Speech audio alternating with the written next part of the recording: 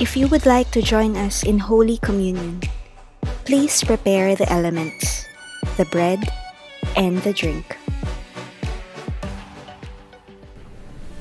Good morning, church. Welcome po to our online Sunday service. Before we start, let me declare to you Psalms 46:1. God is our refuge and strength, a very present help in trouble. In the midst of life on earth, in the midst of our present circumstances, He is very present in our lives. He is very present from our waking up and to our lying down. He is present when we are going through things, when we are rejoicing, and that He is faithful. Mga kapatid, before we start to worship the Lord and listen to His word and sing songs, let me remind you that He is able to do exceedingly, abundantly, far above you ask or imagine. Ini-imagine mo magkakaroon ka lang ng motorsiklo, ang nasa utak pala ng Lord, He will give you a car. Amen. Far above what you imagine. He is very present in your lives. And as we end the year, as we start to end the year, let us celebrate His faithfulness by singing praises to Him. Father God, we commit to You the rest of the Sunday service. We thank You that You are faithful. We thank You that You hold it all together. And that as we go through our lives, Lord, You are there from the beginning and to the end. We thank You that You have sent Your Son, Jesus Christ, to die for us, to show Your unimaginable love to us. Father, we commit everything to You. In the mighty name of the Lord Jesus Christ, we pray. Amen and amen. Good morning po, Jesus King of Kings. What a lovely day, what a blessed day that the Lord has given us. And sa bilis po ng panahon, it's December na. And alam ko po na nararamdaman nyo na po yung pag-iba ng panahon, yung lamig, and even po yung sarap. And right now po, even though December, still we are online. Wala pong nagbabago. The Lord Jesus is the same yesterday, today, and forever. As He has blessed us nung start po ng pandemic na to, even ngayon po na December, the Lord's blessing is with us. Hallelujah! He is with us. Pwede ko ba kayong maanyayahan? Can we all stand up? Can we give Him all the best praise and all the glory to Him? Hallelujah! Woo!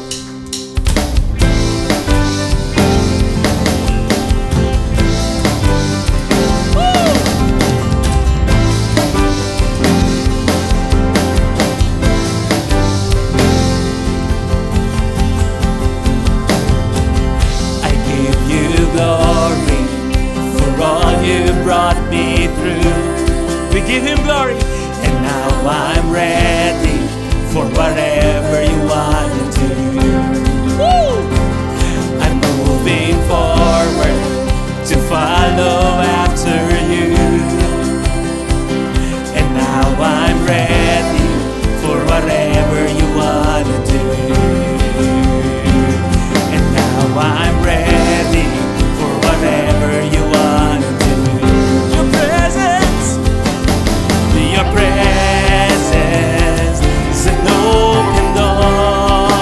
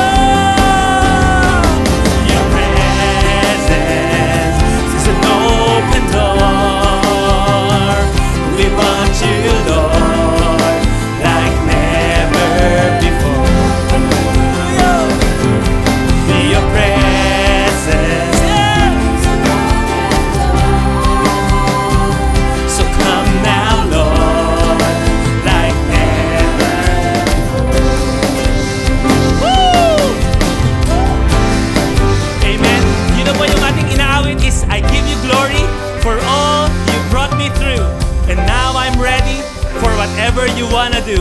I give you glory for all you brought me from January to December, and now we are ready, Lord, for whatever you wanna do. I'm moving forward to follow after you.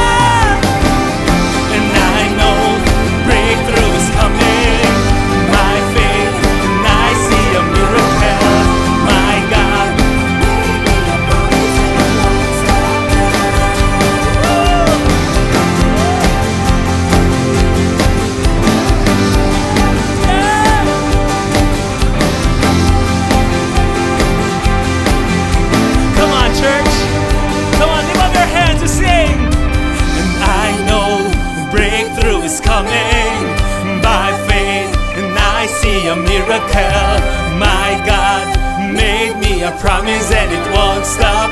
There's gonna be a miracle in Jesus, King of Kings. I know breakthrough is coming by faith, and I see a miracle. My God made me a promise and it won't stop now.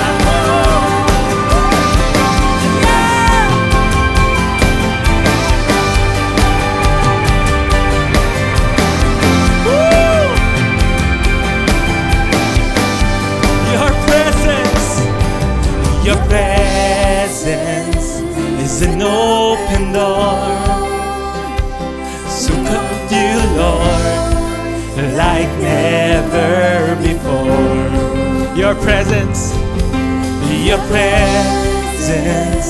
is an open door. So come now, Lord, like never before. Hallelujah. You know po, the Lord has already moved sa kalagitnaan po natin. And it has been an amazing move, an amazing provision kay Lord.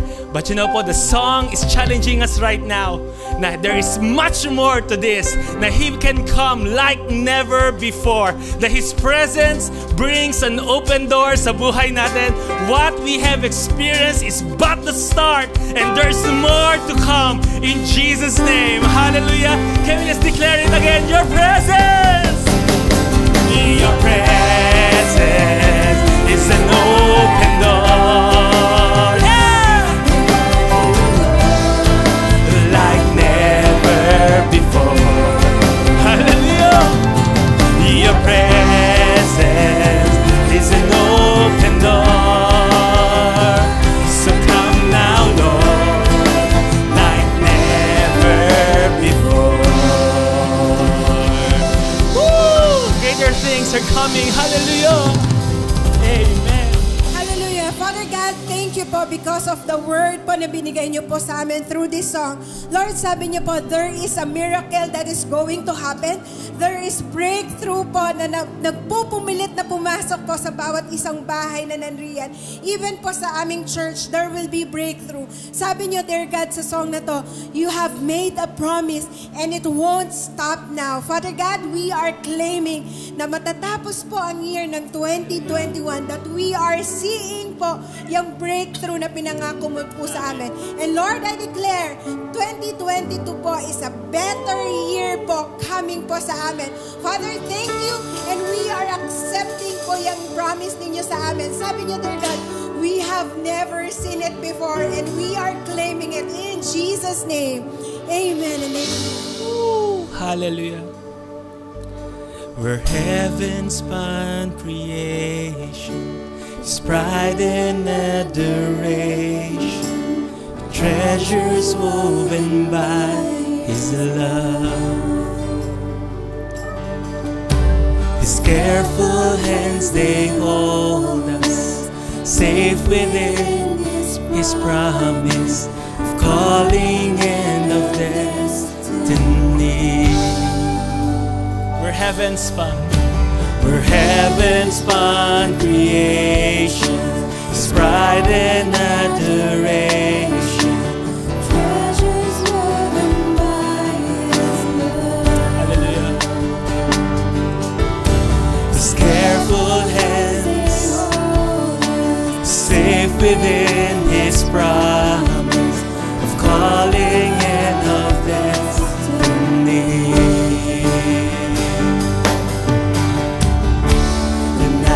Sing of all you've done, and I remember how far you carried me from beginning till the end. You are faithful, God, faithful to the end.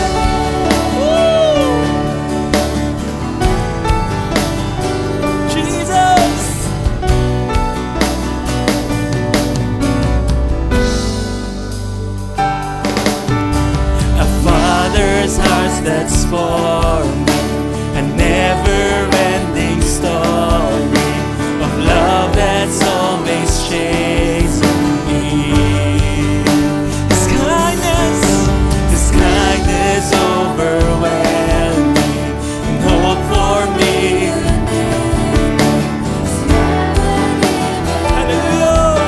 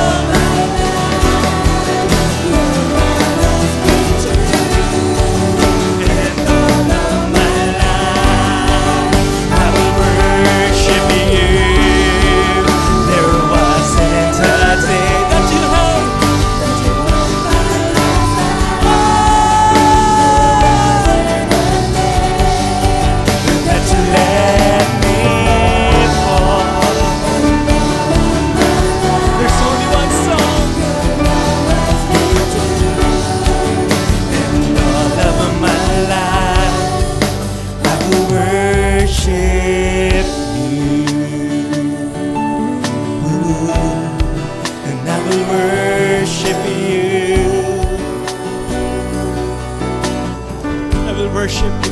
I will worship you. This is our response for His never-ending faithfulness, unceasing kindness. We just worship you. I will worship you.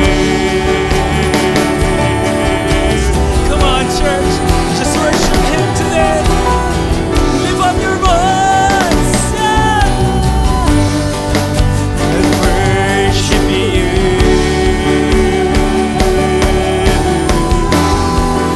I will worship you.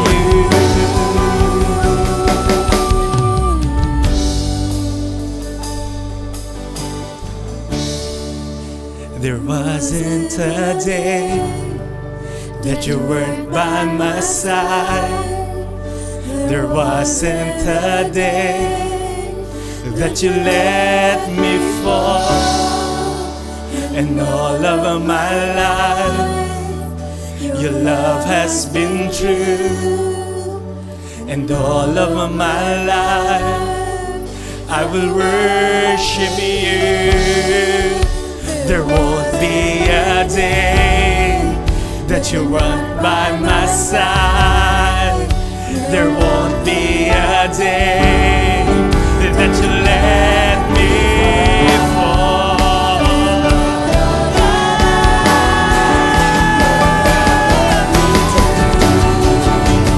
All of my life,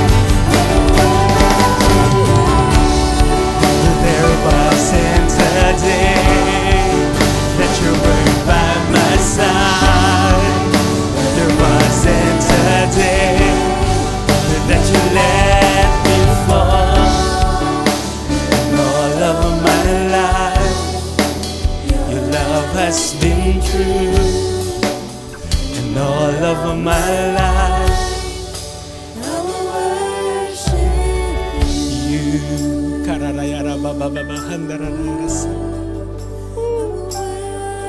Jesus.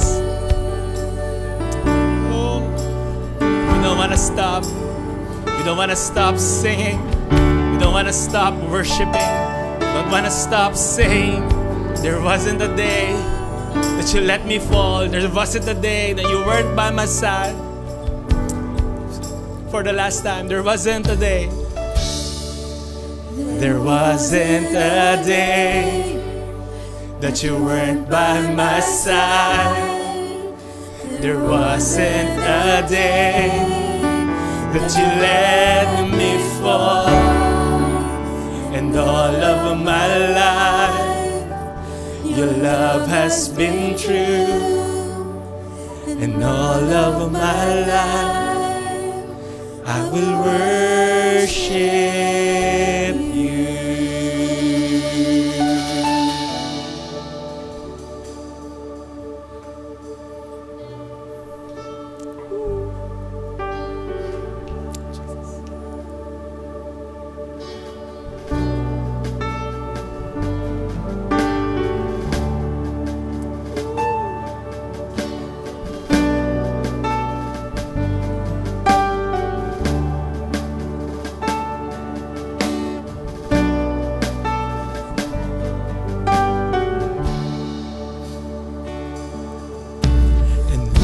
Like you, Lord, in all the earth. Much less love and beauty, endless worth. Nothing in this world can satisfy. Jesus, you're the cup that won't run dry. Is like you, Lord, in all the earth. Much less love and beauty, endless worth. Nothing in this world can satisfy. 'Cause Jesus, you're the cup that won't run dry. Your presence is heaven to me.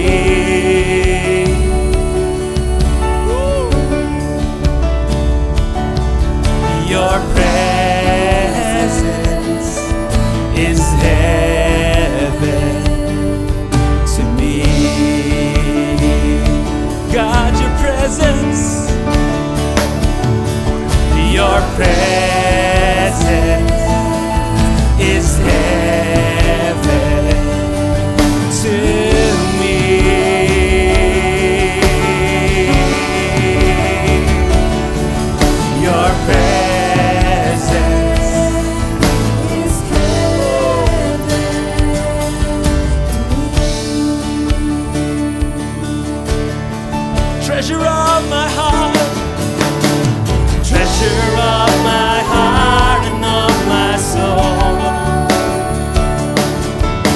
And in my weakness you are merciful. Redeemer of my past and present wrongs.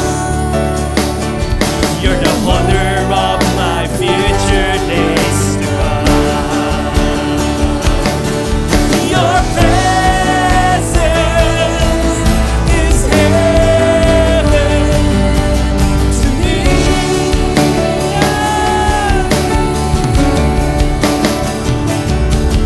Your presence is heaven to me. It is heaven to us. Oh. God, your presence is heaven to me.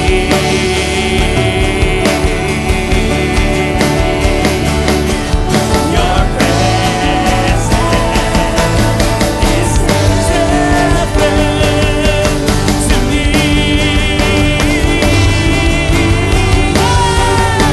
So we're singing, oh Jesus, oh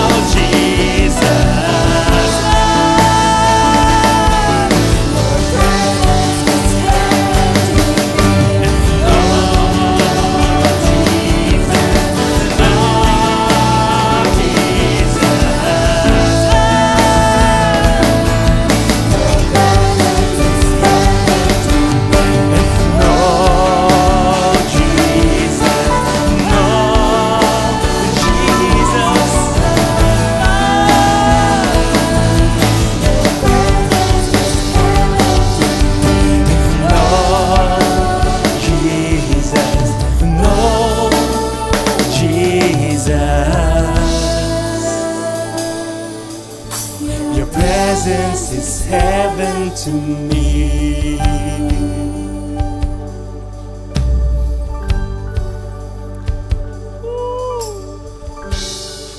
Jesus, hallelujah. Your presence is heaven. And all my days on earth I will await the moment that I see you face to face. And nothing in this world will satisfy. 'Cause Jesus, you're The cup that won't run dry. nothing. Nothing in this world will satisfy. 'Cause Jesus, you're the cup that won't run dry. Your presence Is heaven to me.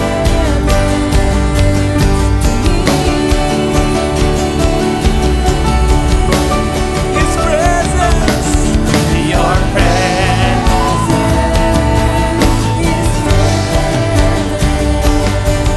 to me. Come on, we sing. So we're singing, oh Jesus, oh Jesus. Your presence is heaven to me. No, Jesus, no. It's all about you. Your presence is heaven to me. No, Jesus.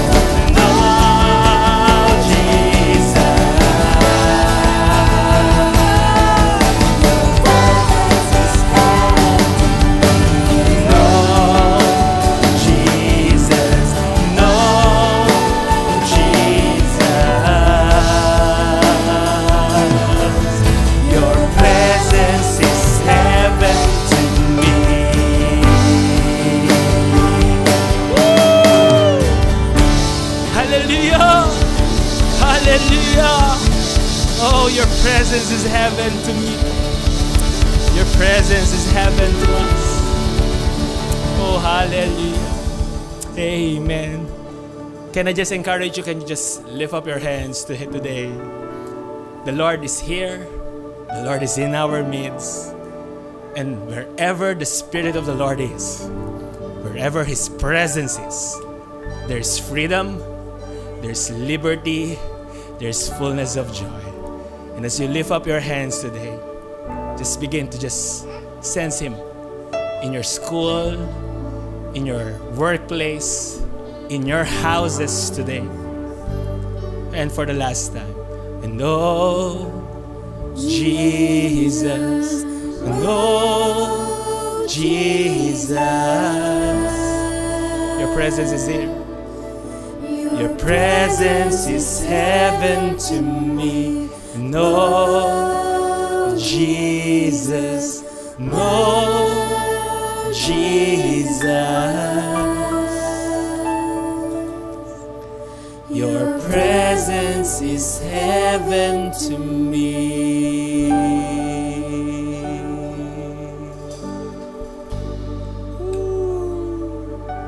Can we give Him all the best praise today? Hallelujah. Amen and amen and amen and amen. Father God, thank you for joining us in our worship. Thank you, Lord God, na as we are lifting up our voices to you, Lord God, your glory has come down. Thank you, Lord God, sa mga kapatid ko na habang umaawit, Lord God, na nagsimula man ng malungkot, nagsimula man na may kabigatan, Lord God, as we have just worship you, cast all our cares upon you, we experience such this wonderful joy, Lord God, that only your presence can bring. Lord Jesus, sabi mo, every time na you are in the midst, Lord God, all things are held together. I declare to every family na nandito ngayon, Lord, to every family tuning into you, na Lord God, as they just lift up their voices and say, Jesus, Jesus, Jesus. I declare, Lord God, kung ano man yung sira sa kanilang family is now supernaturally fixed. Na kung ano man ang kanilang lack ngayon, the Lord, their shepherd, allows them to never be in want. Lord, maraming salamat for your presence. Maraming salamat for this day. Come and bless us continuously. Come and bless the word that we are about to receive. We declare that it's going to be planted in our hearts and bear much, much fruit. We give you praise. We give you all the glory. In Jesus' mighty name. And all God's people say, Amen and amen and amen. You may now po take your seat as we listen to the word of the Lord.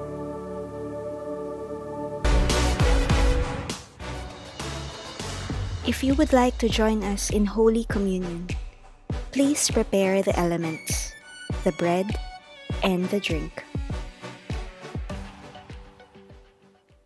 Amen. Magandang umaga muli, mga minamahal na kapatid sa Panginoon Diyos. At gusto ko samantalay itong time na ito na batiin kayo ng advance Merry Christmas. Ganun na rin ang advance Happy New Year. Dahil 20 days from now ay magpapasko na. At ito yung ating ikalawang Pasko na tayo ay under COVID. But anyway, ika nga ng mga nasa showbiz, the show must go on. Well, lalo po tayo ng mga may pananampalataya, may paniniwala sa ating Panginoon Diyos. At He will never take, sabihin natin na pababayaan tayo, iiwan tayo, at tayo ay pababayaan niya sa ating mga buhay. That is the reason why meron tayong pananampalataya. We still believe in God. We still believe in His Word, lalo na po sa kanyang mga pangako. Ang kanyang pangako ng pag-iingat, pangako ng pagbe-bless, pangako na talagang pagsagot sa ating mga panalangin. And I am believing in my heart na kayo po ay nagpapasalamat, na kayo ay nakakilala sa Kanya. You were able to know the Lord Jesus into your life. Noon wala tayong Jesus.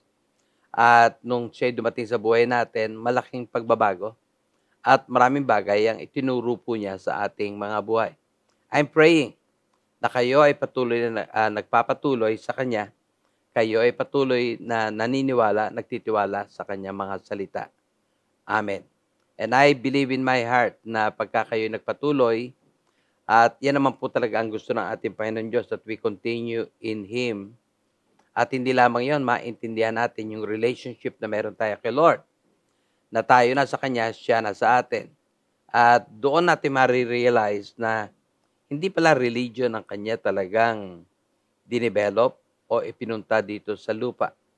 Ang gusto niya talaga makita na tayo ay maintindihan natin yung Christian life at paano natin ibibigay ang buhay natin sa Kanya at siya sa atin at makikita natin yung tinatawag na partnership. Yes, nag-umpisa ito sa pagsusuko ng ating buong buhay sa Kanya and later na-discover natin yung partnership na binabanggit.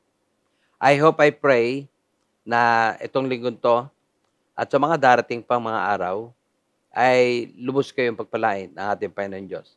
Hindi po naman kami nandito para pag-aralan lang ang Biblia, pero gusto natin makita kung paano natin maibubuhay ang sinasabi ng Biblia. Nakaraang linggo po, kung natatandaan po nyo, ay pinag-aralan natin ang ating tinatawag na nakaraan. Past, yung ating nakaraan. At kung pinag-aralan natin ang ating nakaraan, nakita natin doon ang purpose natin, bakit natin ito pinag-aralan, para malaman natin, maintindihan ko, maintindihan nyo, kung bakit natin ginagawa yung mga bagay noong nakaraan. Doon po tayo nag-focus noon. Para sa ganoon ay makita natin na meron pala talagang sinasabi ang Biblia patungkol doon. Pinag-aralan din po natin na tinatawag nating ating future, yung hinaharap, alinsunod sa plano ni God. At nung makita natin ang ating future at mabasa natin kung ano ang mga plano ng God, nakita natin kung gaano kaganda. Kung gaano, sabihin po natin na kung ano ang kanyang gustong mangyari sa buhay natin. Well, doon natin nakita, lahat tayo nagpasimula sa pagiging bata. At sa pagiging bata po natin, dahil kasi nung makakilala tayo bata sa harap ng Lord. Pero may plano pala siya.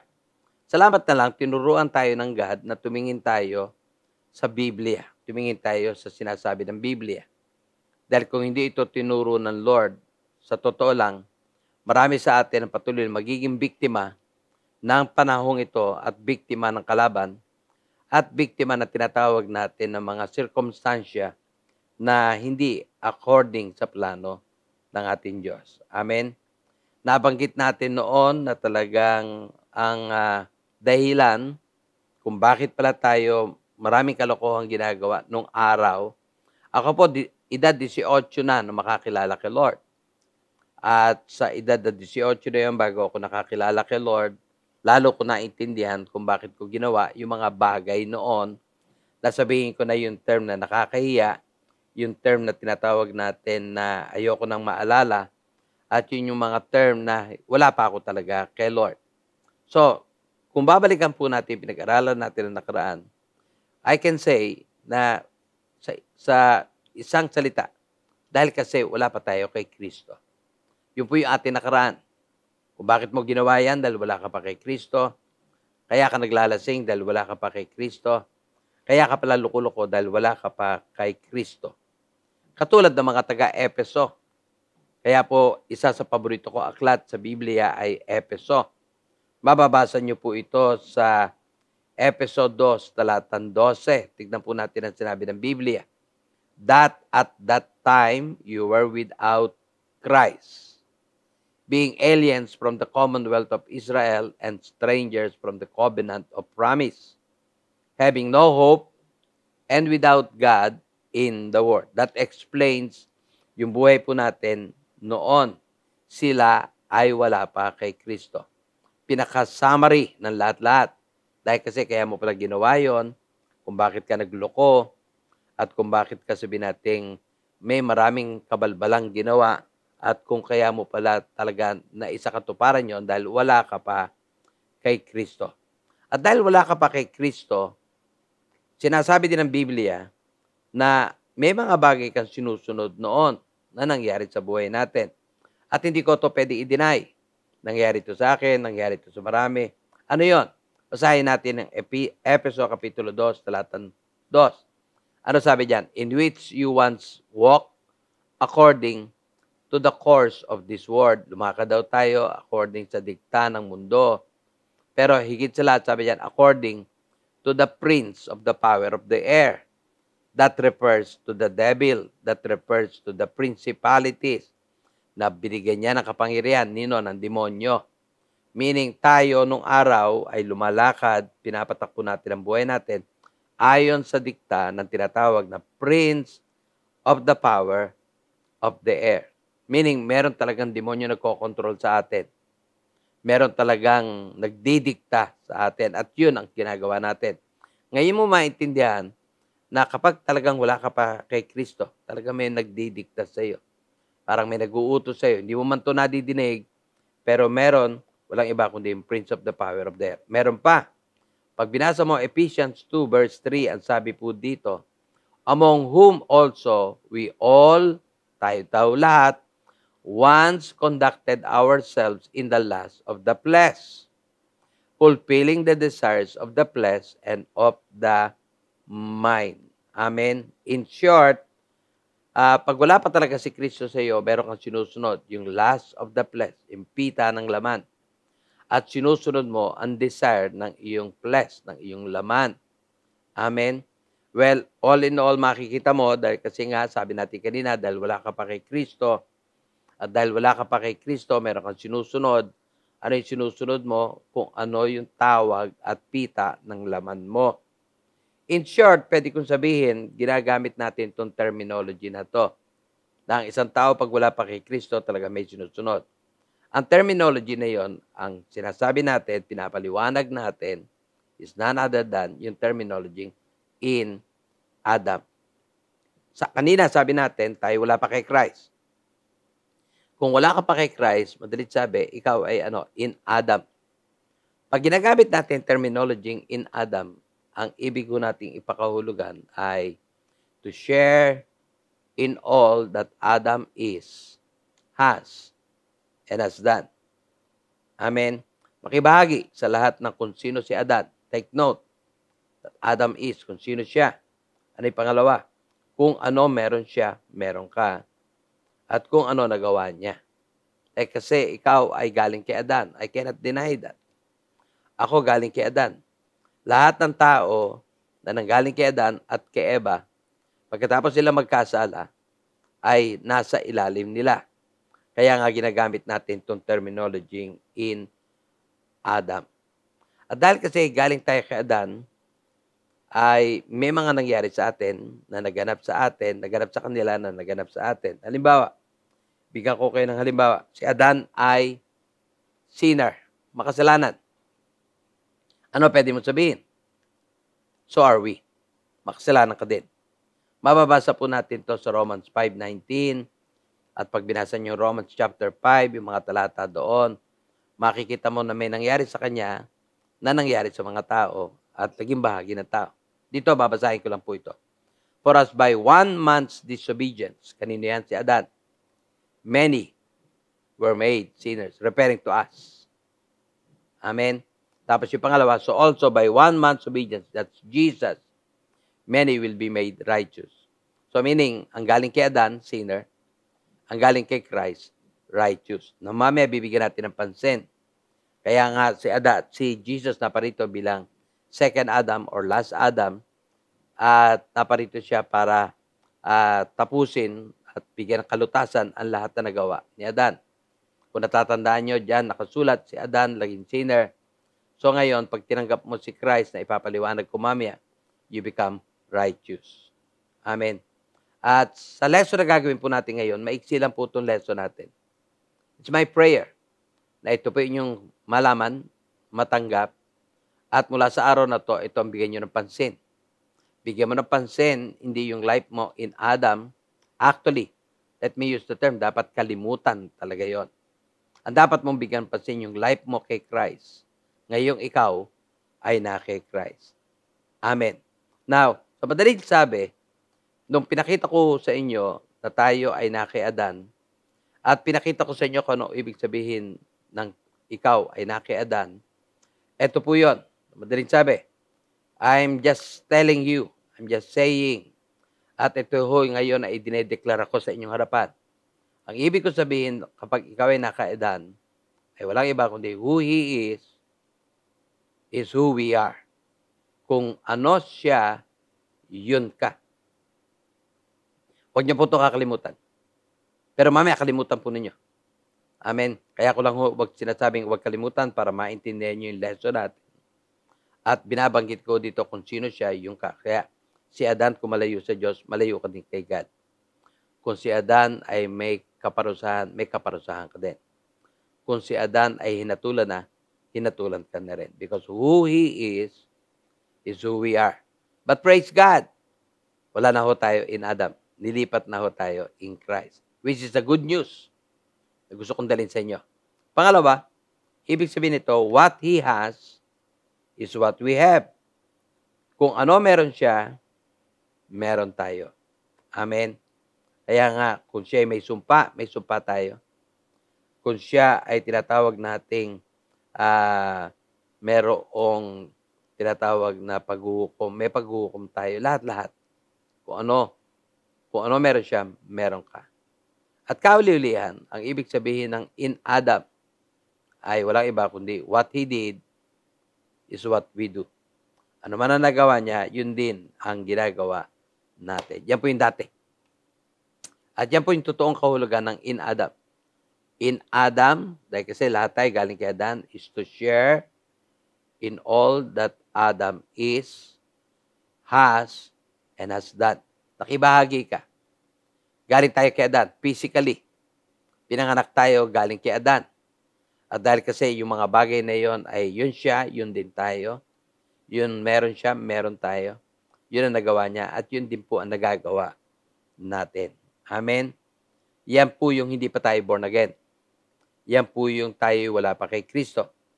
Yan po yung dating ikaw ay na kay Adan. But the day came, praise God. Amen? Na naintindihan mo yung mabuting balita. Nalaman mo that Christ came 2,000 years ago. He died, He came, He lived, He died. Binigay niya kanyang life para sa ating kasalanan. Binigay niya kanyang life pantubos sa lahat na nagawa ni Adan.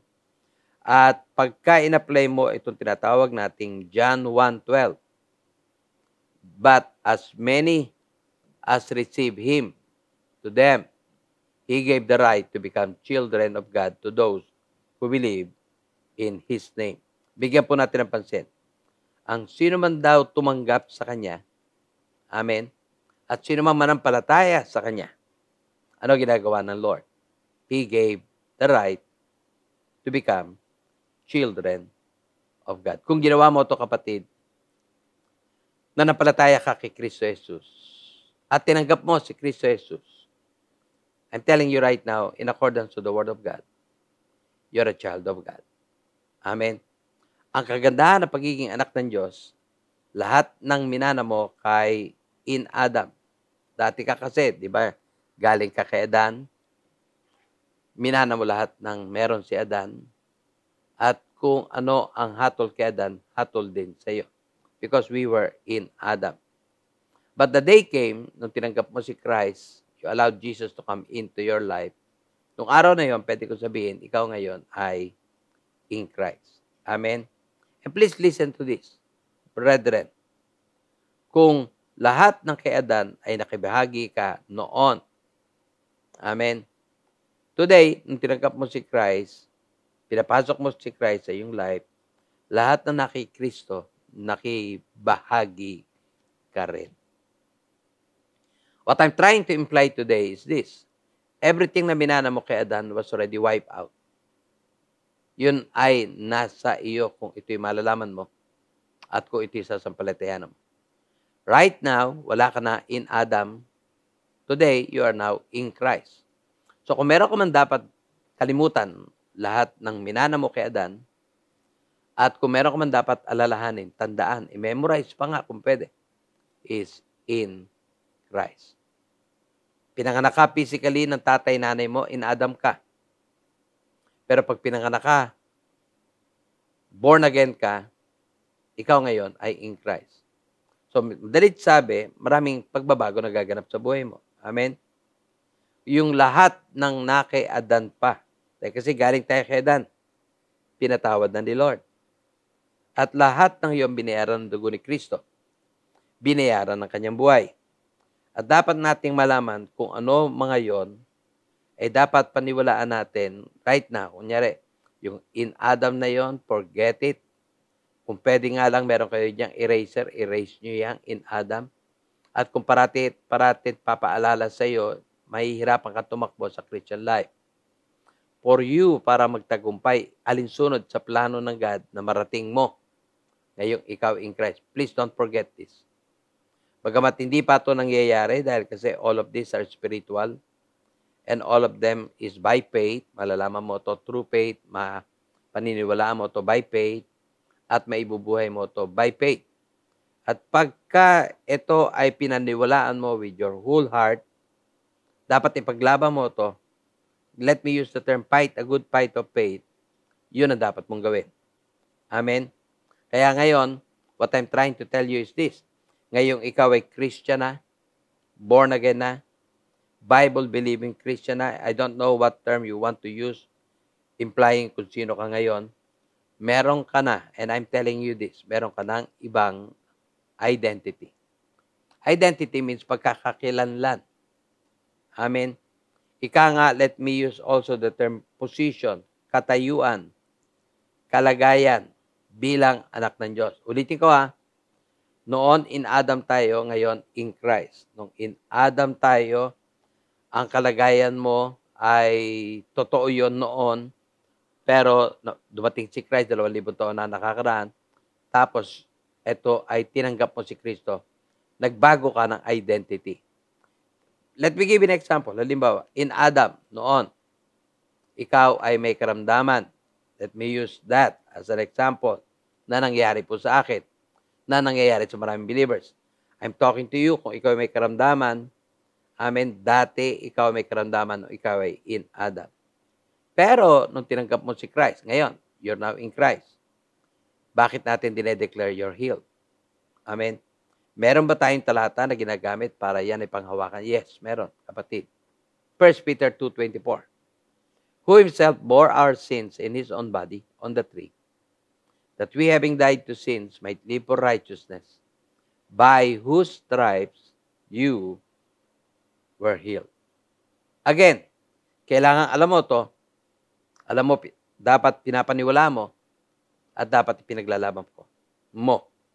Madalit sabi, kunyari, right now, if you're sick, amen, that may be part ng pagiging in-Adam mo noon, or maybe part ng minana mo sa magulang mo, or part ng tinatawag nating anumang bagay pa, ikaw may karamdaman. Pero ngayon, nung tinanggap mo si Christ, pinapasok mo si Christ, you're now in Christ. At dahil kasi in Christ ka, you're entitled for the healing anointing, the healing promise of God. Kaya nga tayo may 1 Peter 2:24. So ngayon, anong dapat mong bigyan ng pansin? Hindi yung in Adam na may sakit ka. Forget it. Amen? Meron tayong Diyos. Lumapit ka sa ating Diyos. Magtiwala ka sa ating Diyos. At basahin mo itong talatang ito na pinapangako niya. 1 Peter 2:24. Marami pang talata. Yan ngayon ang ilagay mo sa isip mo. Yan ang ilagay mo sa puso mo. Huwag ka mag-focus doon sa ikaw may sakit noon at may sakit hanggang sa ngayon. Huwag kang focus dyan dahil kasi lahat ng yan in Adam. Ngayong in Christ, may promise ang God na healing. Diyan ka ngayon kumapit. Diyan ka ngayon lumaban. Paglaban mo ito ng pananampalataya. And you will see the mighty hand of God moving sa life mo. Let me give you another example. In Adam, you're weak. Pero in Christ, you're strong. Hindi na ako magbibigay ng talata. Pero gusto ko i-emphasize. Nabago ang kalagayan mo. Totoo, dati tayo in Adam. At maybe in Adam ka nung talaga mahina ka. But today, since you're in Christ, the anointing of God is with you. The Holy Spirit is with you. At lahat-lahat na ipinangako niya sa mananampalataya ay nasa iyo. Diyan ka ngayon mag-focus sa mata mo. I'm strong. Huwag mo i-declare. Kaya nga dito, ang mahalaga dito, hindi mo dinedeclare you're weak. Ang dinedeclare mo, you're strong. Kailangan dito ang pananampalataya mo. Kailangan dito na ang isip mo, pati puso mo talaga nakasentro doon sa ikaw ay na kay Christ. Hindi lang pinopronounce ng iyong bibig, but you are declaring it with faith, with boldness. At magugulat ka, makikita mo, yung pangako ng Lord in Christ nangyayari sa iyo. Amen. Another example, in Adam, ikaw ay defeated, parating talo, pero in Christ, ano ka? You are victorious. Hallelujah. Praise God. Napakabuti ng ating Panginoon Diyos. Di niyo ba napansin na ito ay ginawa? Kaya nga, ang nagkakaroon ng problema, ilang mananampalataya na patuloy at patuloy pa rin naaalala kung sino sila in Adam. Patuloy at patuloy nilang binibigyan ng pansin ang kanilang kalagayan in Adam. Kunyari, ikaw ay weak, binibigyan mo masyado kasi ng pansin yan. Forget that. Tignan mo kung ano sinasabi ng Bible, in Christ. Pagka ikaw ay tumanggap sa Kanya, you are no longer weak, you're strong. Paglaban mo yan, kapatid. Paniwalaan mo yan. Hindi ka defeated, you're victorious. Hallelujah. So, madalit sabi, brethren, katulad na binanggit ko sa inyo kanina, hindi mo masyado mahaba ang mensahe natin ngayon. I just would like you na i-focus mo mata mo sa tama. Amen? Ang ibig ko sabihin, mula sa araw na to, forget who you are before in Adam. Lahat ng iyo kalimutan mo. Sinner, kalimutan mo na. Defeated, kalimutan mo. You're sick, kalimutan mo. Amen? At naniniwala ako malaki may tutulong nito sa iyong Christian life. Malaki may tutulong nito sa iyong growth. Malaki may tutulong nito para ikaw makaabante at maranasan mo yung lahat ng ipinapangako ng Panginoon Diyos. That's my first suggestion. My second suggestion is this. Don't forget who you are now in Christ. Ang dami niyan. Actually, sa ating iglesia, meron tayong tinatawag na in Him, in Christ. Ang dami ka mababasa dito na binabanggit na ito yung bago nating position, ito yung bago nating identity. If you can, please. At alam ko kakayanin mo to. Erase mo na lahat ng mga bagay nung in Adam. And mula sa araw na to, try to memorize kahit 1 verse, 2 verses kung sino ka in Christ hanggang sa maubos mo yon.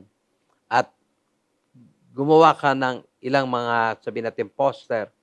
Ilagay mo ito sa bahay mo until you memorize all of them. Anong gagawin natin? Kalimutan mo ang kalagayan mo in Adam. Ngayon, huwag mong kakalimutan ang kalagayan mo in Christ. Hallelujah. Number 3. Sabi dito, never allow Satan to destroy your new identity. I firmly believe that the enemy will do his best para sirain ka. Para sabihin ay kayo mahina. No, don't believe that. Believe what the Bible declares. Believe what Jesus did. Yung ginawa ni Kristo ang totoo. Yung ginawa ni Kristo, kung paano kanina, yung nagawa ni Adan, nasa mga tao, ngayon naman ang nagawa ni Kristo, pwede mo angkinin. Paniwala mo. At kahit hindi pa ito nangyayari sa buhay mo, paniwala mo. Don't stop believing what the Bible did. Lalo na po yung mga natapos ni Kristo para sa akin, para sa inyo. Because that's who we are. Amen. Now, maliban dyan, tayo, sabi ng Bible, ay blessed na ng lahat ng spiritual blessing. Minsan magtataka ka, ibit wala pa. Well, this is spiritual. Amen. Kaya mababasa mo sa Ephesians chapter 1, verse 3, ang ganito. Blessed be the God and Father of our Lord Jesus Christ, who has blessed us with what? With every spiritual blessing in the heavenly places in Christ. Kung paano kay Adan, nakuha niya lahat ng sumpa, nakuha niya ang lahat ng parusa, nakuha niya ang lahat ng pangit. Today, can I just tell you, if you give your life to the Lord, ikaw ay blessed with every spiritual blessing in the heavenly places in Christ. Maybe hindi pa ito magmamanifest sa'yo. But the Bible declared, you're blessed with every spiritual blessing in the heavenly places. Bigyan ko na kayo ng halimbawa. Pag binasa niyo ang Colossians 3:1, ano nakalagay doon? If then you were raised with Christ. Take note. Hindi ko lang ho ito binigay, hindi ko lang ito nasulat. Ano sabi doon? If then you were raised with Christ. Ang sabi ng talatang yan, ikaw ay itinaas kasama ni Kristo. Saan ka itinaas? Sang kalangitan. If you can still remember, ang power ng kalaban is in the air. Amen. Kaya nga sabi kanina, sinusunod natin yung prince of the power of the air. So, ito ang kalaban, ito si Satanas, ito ang kanyang mga kampon in the air. Kontrolado nila yan. Pero ano sabi ng Bible? Sa Colossians 3:1, you were raised with Christ in the heavenlies. Which means what? Mas mataas ka kaysa kay Satanas. Which means what? nasa ilalim ng paa mo, Satanas. Which means what?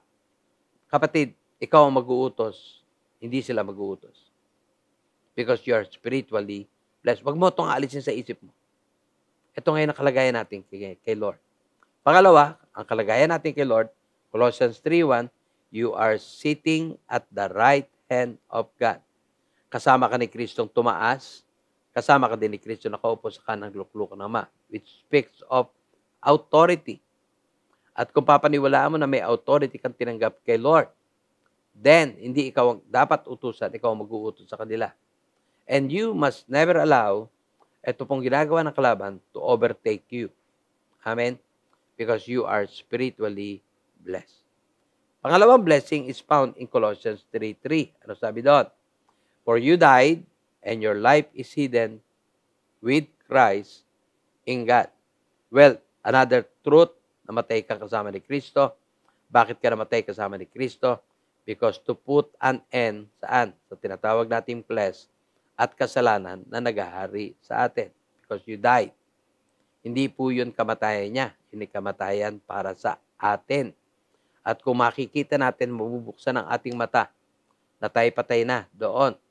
Then, by faith, makikita mo, mararanasan mo ito sa iyong buhay. Hindi lamang that we died, ang sabi ng Bible, Colossians 3:3 po ito your life is hidden with Christ, hinggat nakatago ang buhay mo kay Christ. So don't worry, kung sakasakali man na ang demonyo magpakita sa iyo, ang demonyo man ay merong gawin sa buhay mo o sa pamilya mo, don't worry. Always claim, every night you pray, that you are hidden with Christ. And this is what na-appreciate ko sa isang great man of God. Sabi niya, pagka nagpapalaya siya ng demonyo, nakikita niya na si Kristo nasa harapan niya. At pag sinabi niya lumayas ang demonyo, lumalayas ang demonyo. At nagsasalita yun, nasa harapan niya, layas. Amen? So, hindi ikaw ang nakikita. Kaya nga, nung araw, pag tumingin ng Lord sa tao, yun ang pinag-aalala natin. But today, because of what Jesus did, pagtingin pala niya sa atin, hindi niya nakikita yung ating mga kamalian, ang nakikita niya si Kristo na nagawa perfectly ang dapat niyang gawin doon sa krus. I praise God for that. Sa Colossians 3, verse 4, hindi ko na rin po ito naisulat dito, banggitin ko sa inyo, ang spiritual blessing, when Christ who is our life appears. Take note, Christ, our life. You have to recognize mula sa araw na to, hindi mo na yan buhay. Ang buhay mo si Christ. You have to recognize mula sa araw na to na ikaw na kay Christ, si Christ nasa iyo. And if you do that, brethren, I firmly believe in my life na talagang tayo ay makakaranas ng tinatawag na mga pangako niya. Ngayon, eto man na hindi pa nagaganap sa atin, but you just have to know them. At habang alam mo na ang mga bagay na to, samahan mo ng pananampalataya. At samahan mo ng paglaban. We fight a good fight of faith. All in all, what I'm trying to tell you is this. Pinakita ko to sa inyo kanina. In Adam, you're weak, defeated. Pero wala na yan. In Christ, right now, we're strong. We're victorious. Do you agree? Ako itataas ko kamay ko. At patuloy kong pupurihin ang Panginoon Diyos sa ginawa niya. At lalo na po yung ginawa ni Kristo. Dahil sa ginawa ni Kristo, I'm strong, I'm victorious. Para matulungan ako sa Christian life na to. Alisin ko na yung dating pananaw ko sa buhay ko. Erase it. Huwag ka nang bigyan ng pansin. Sabi nga ng Bible, forget the things of the past. Amen? At dyan ako nakatingin ngayon. I'm also charging all of you na nakikinig ngayon. Diyan po tayo mag-focus. Amen? Kalimutan na natin ang ating nakaraan. Today, in Christ, you're not weak, you're strong. Today, in Christ, you're victorious. Today, in Christ, you're healed. Amen? Kung may nararamdaman ka man sa katawan mo, yan ay in Adam before. Pero today, you're in Christ. You are healed. And today, in the name of Jesus, I pronounce healing over your body. I pronounce na mula sa araw na to, hindi mo bibigyan pansin yung tinatawag nating dating meron ka in Adam. Ano man ang minana mo sa iyong magulang? Lalo na kunyari may karamdaman. Nagaling sa kanila, pinamana sa iyo. Kapatid, you are already redeemed from the curse of the law. Amen. Let me declare this. By His stripe, you are healed. You're not weak, you're strong. You're not sick, you're healed. You're not a sinner, you're the righteousness of God. At kung ito ay gagawin mo araw-araw, you need to do this every day. Araw-araw until it sinks in. Mag-sink talaga sa life mo. Na talagang, dahil kasi banggit ka ng banggit, you have to speak it out. Amen. Babanggitin mo ito. Parati mo sasabihin pagkagising mo, I'm not weak, I'm strong. Pagkagising mo, I'm not sick, I'm healed. Pagkagising mo, sabihin mo kagad, I'm not defeated, I'm victorious. More than conqueror. Why? Because you are in Christ. If you do this, kapatid, naniniwala ko mula sa araw na to, hanggang sa darating ng mga araw, mararanasan mo yung lahat ay pinapangako ng Lord na tutupad sa iyo. Amen. Now please, lift your hands to the Lord. Simple ating pinag-aralan. Pero kaya ko lang ito binanggit sa inyo para malaman nyo that we were never planned by God to be defeated. Ang plano ng God, maging victorious tayo. At habang nakataas ang kamay mo, I pray to God that He will touch your hand. He will touch your life. Mula ulo hanggang paa. Erase natin lahat ng ating kalagayan. Amen. In Adam, kung may mga katangian ka na, in Adam, minana mo pa. Forget it. Lahat sila binayaran ng ni God. Lahat sila pinatawad ng ni God. Lahat sila redeemed ka na. You were forgiven from all your sins. You were redeemed sa lahat ng sumpa. Wala na ang sumpa sa iyo.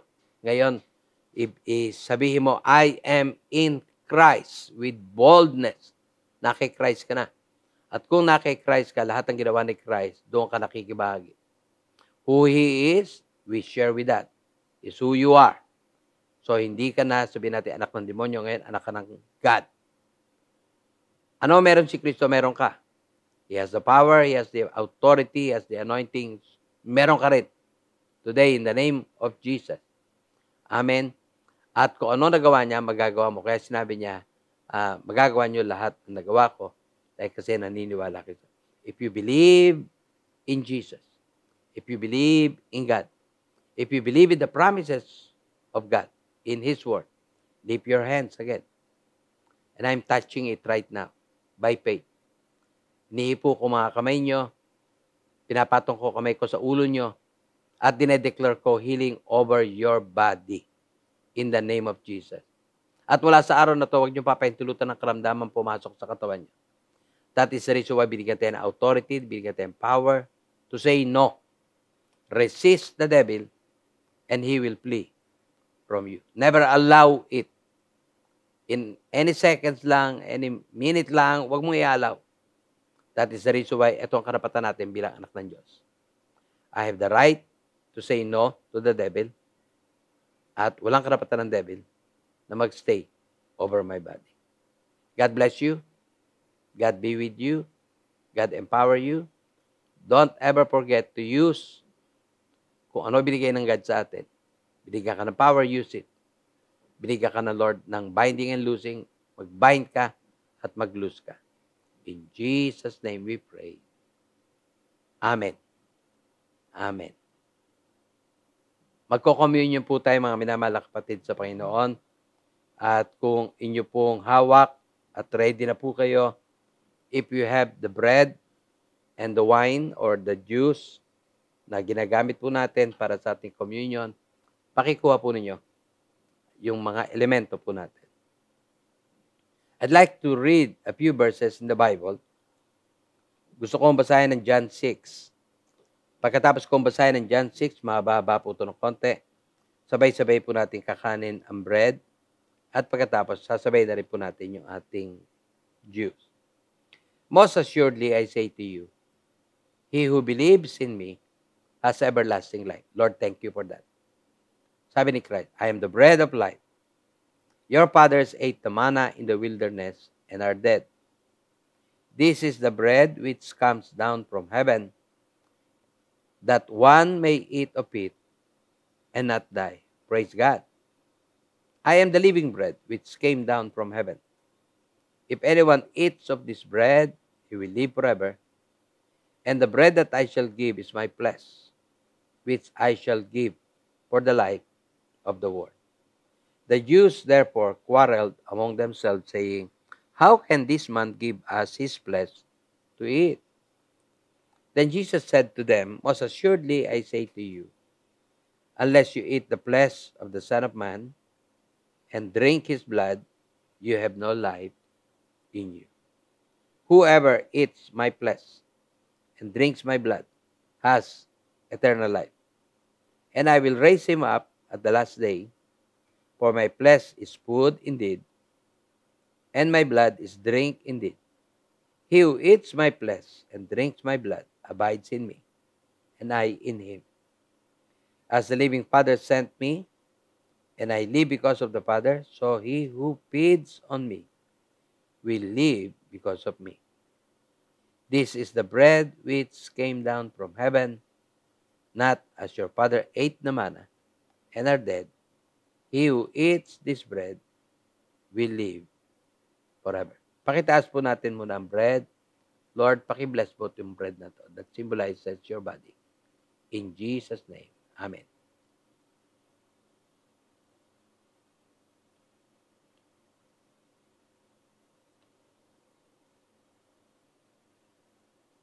Pakitaas din po natin ang ating juice. Lord, pakibless that represents your blood. In Jesus' name, Amen.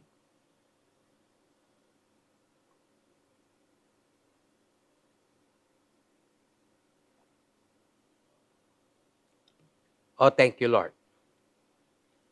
God bless us all, mga kapatid. Amen. Can we all stand up? Can we give him all the best praise and all the glory to him? Hallelujah! Woo!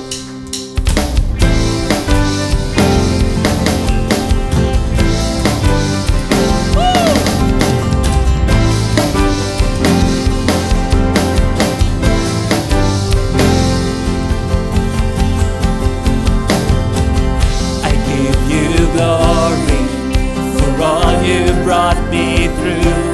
We give him glory, and now I'm ready for whatever you want to do. Woo! I'm moving forward to follow after you, and now I'm ready for whatever you want to do. And now I'm ready whatever you want to do. Your presence is an open door. We want you, Lord, like never before. Hallelujah! Your presence is an open door. So come now, Lord, like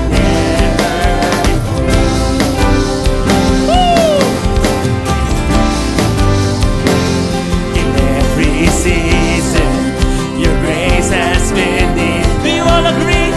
Yeah! And I'm believing the best is yet to come. The cross before me.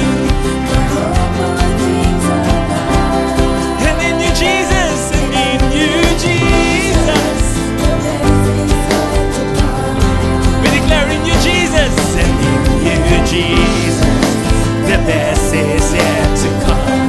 Hallelujah! Your presence is an open door. We want you, Lord, like never before. Your presence, so come now, Lord, like never.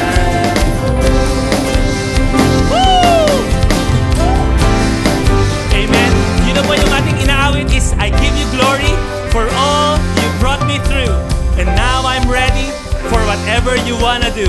I give you glory for all you brought me from January to December. And now we are ready, Lord, for whatever you wanna do. I'm moving forward to follow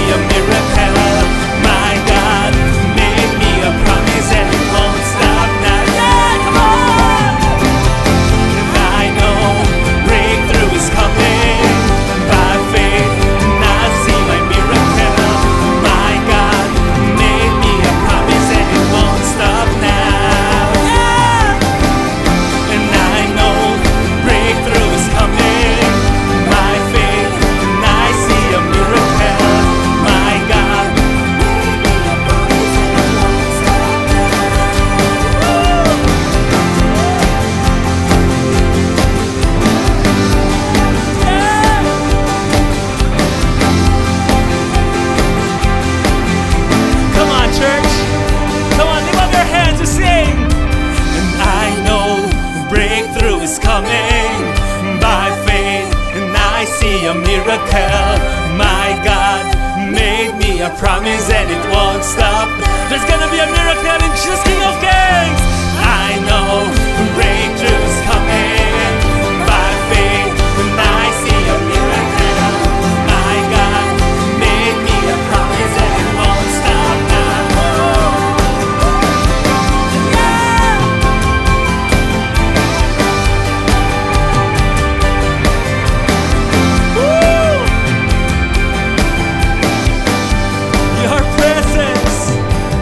Your presence is an open door. So come you, Lord, like never before. Your presence is an open door. So come now, Lord, like never before. Hallelujah. You know po, the Lord has already moved sa kalagitnaan po natin. And it has been an amazing move, an amazing provision kay Lord. But you know po, the song is challenging us right now na there is much more to this. Na He can come like never before. That His presence brings an open door sa buhay natin. What we have experienced is but the start. And there's more to come in Jesus' name. Hallelujah. Can we just declare it again? Your presence! Your presence is an open door. Yeah! Like never before. Hallelujah! Your presence is an open door. So come now, Lord, like never before. Things are coming. Hallelujah.